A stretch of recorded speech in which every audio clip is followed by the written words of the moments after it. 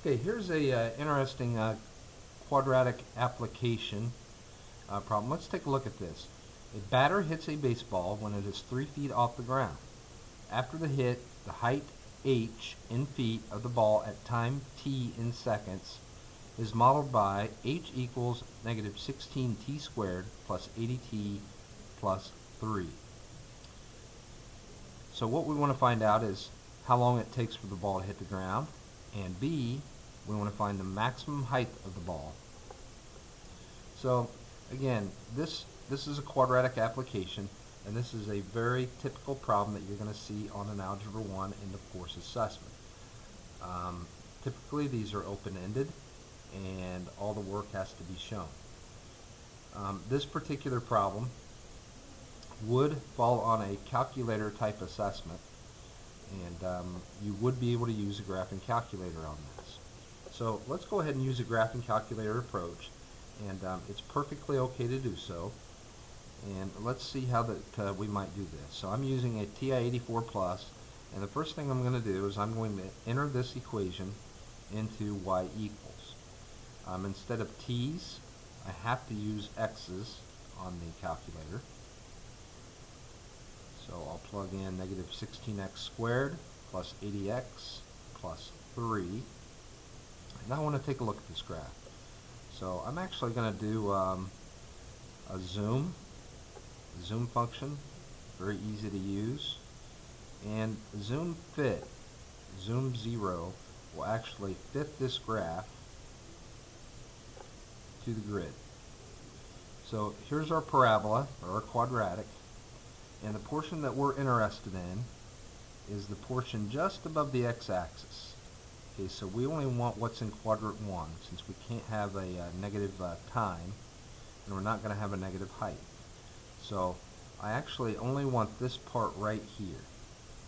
So I'm just going to adjust my window a little bit by increasing the y max, to say 300. And my y min to say 10. And I'd like to take a look at it now.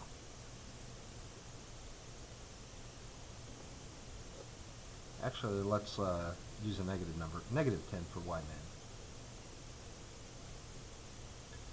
min. Okay, so there's the flight of our ball. So the two things that we want to find. In part A, we want to find this point right here. So the ball is hit 3 feet off the ground.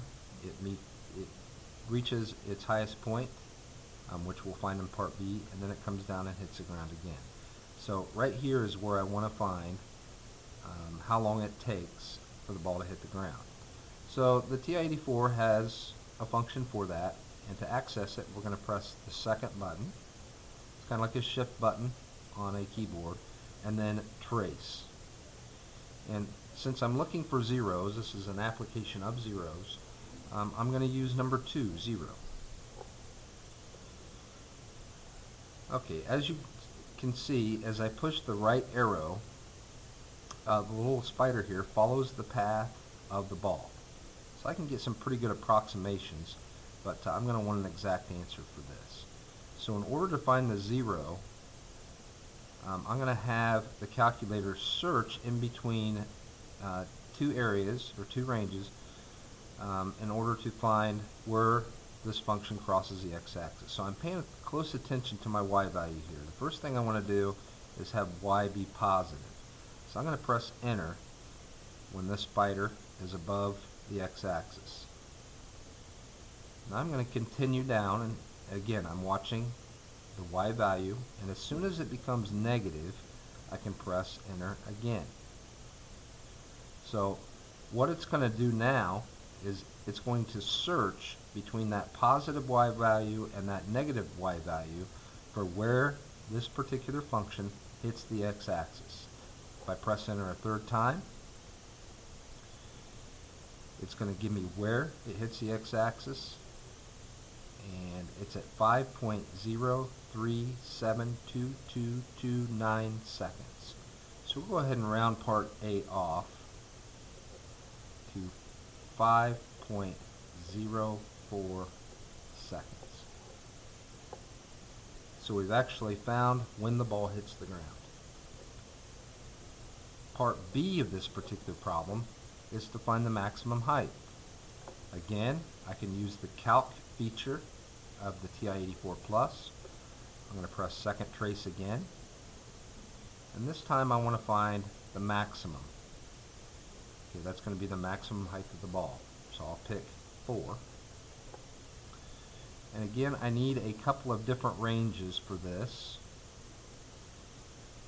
I need what's called a left bound and a right bound.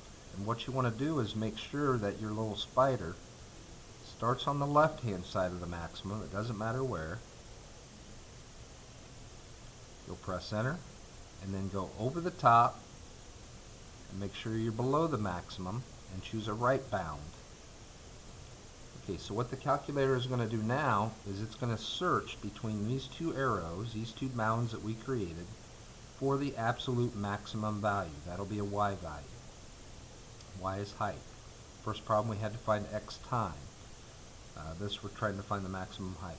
So the calculator has the two bounds set, and we're ready to press enter, and it should show us the maximum height as a y value, which is 103 feet.